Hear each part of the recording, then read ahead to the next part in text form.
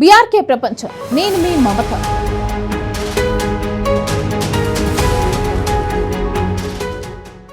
గత కొన్ని రోజులుగా అగ్రరాజ్యం అమెరికాను వరుస విమాన ప్రమాదాలు వణికిస్తున్నాయి.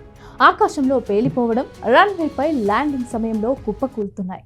ఇప్పటికే అమెరికాలో కేవలం 10 రోజుల వ్యవధిలోనే మొత్తం 5 విమాన ప్రమాదాలు సంభవించాయి.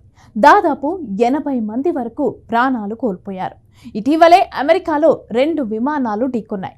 ఇవన్నీ చూస్తూ ఉంటే ప్రజలు విమానాల్లో ప్రయాణించేందుకే గజగజ వణికిపోతున్నారు.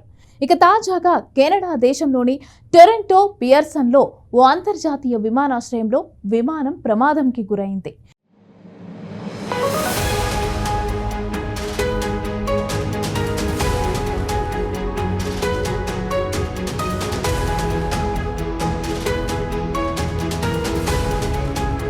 ఇక విషయంలోకి వెళ్తే అమెరికా పొరుగు దేశం కెనడాలో డెల్టా ఎయిర్లైన్స్ 4819 విమానం ల్యాండింగ్ సమయంలో పల్టీలు కొట్టింది. దీంతో ఒక్కసారిగా విమానాశ్రయంలో పెద్ద ప్రమాదం చోటు చేసుకుంది. అమెరికాలోని మినియాపోలిస్ నుంచి బయలుదేరిన విమానం కెనడాలోని ఒంటారియో టొరంటో ఎయిర్పోర్ట్లో ల్యాండింగ్ సమయంలో విమానం ఘోర ప్రమాదానికి గురయ్యింది. దీంతో ప్రయాణికులంతా ఒక్కసారిగా భయభ్రాంతులకు గురయ్యారు. ఇక కెనడా కాలమానం ప్రకారం ఫిబ్రవరి 17 మధ్యాహ్నం 3 గంటల ప్రాంతంలో ఈ ప్రమాదం జరిగింది. ఈ ప్రమాదంలో 18 మందికి పైగా గాయపడ్డారు. అయితే 3 పరిస్థితి విషమంగా ఉన్నట్లుగా అధికారులు తెలిపారు.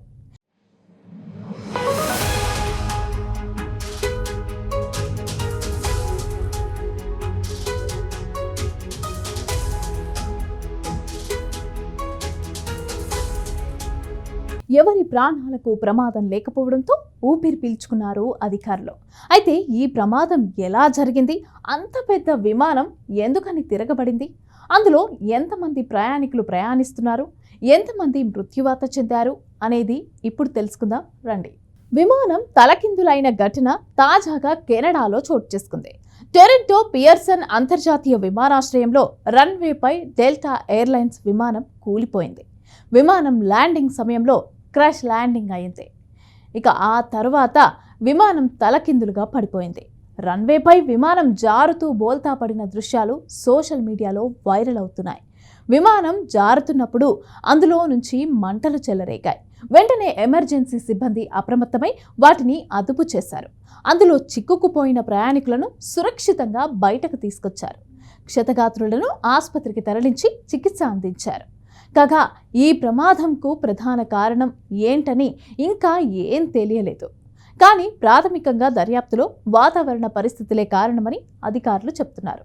కాగా టొరంటో విమానాశ్రయం వద్ద ఉష్ణోగ్రత -8.6 డిగ్రీలుగా ఉంది. పైగా ఆ ప్రాంతంలో గంటకు 51 కిలోమీటర్ల వేగంతో చలిగాలులు వీస్తున్నాయి.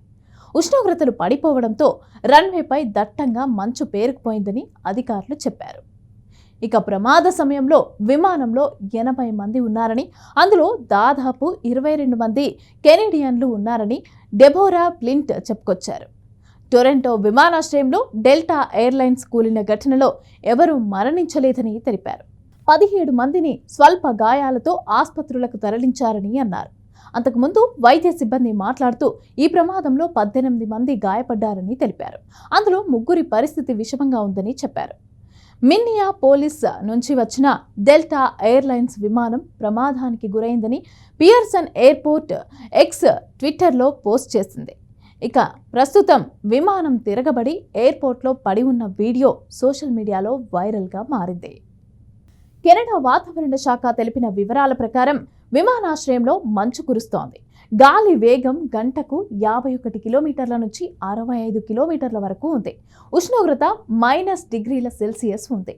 ఇలాంటిది చూడటం చాలా అరుదు అని ఫ్లోరిడాలోని సెయింట్ పీటర్స్బర్గ్లోని ఏవియేషన్ సేఫ్టీ కన్సల్టింగ్ సంస్థ safety operating systems CEO John Cox అన్నారు. చెడు వాతావరణం కారణంగానే విమానం బోల్తా కొట్టి ఉండవచ్చునని భావిస్తున్నారు.